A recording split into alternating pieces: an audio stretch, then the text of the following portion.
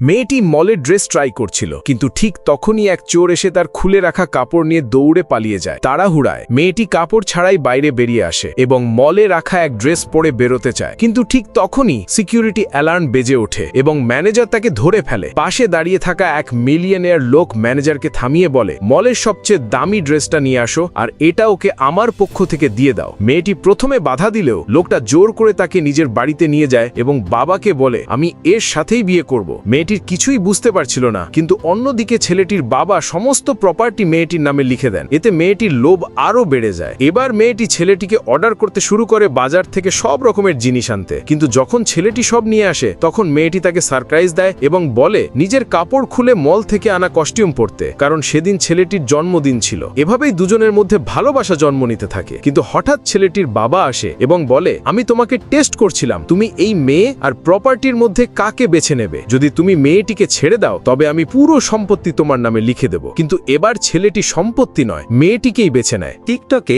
1000 like আর 10,000 view মাত্র 90 টাকা। কিনতে এখনই এই নম্বরে হোয়াটসঅ্যাপ করুন।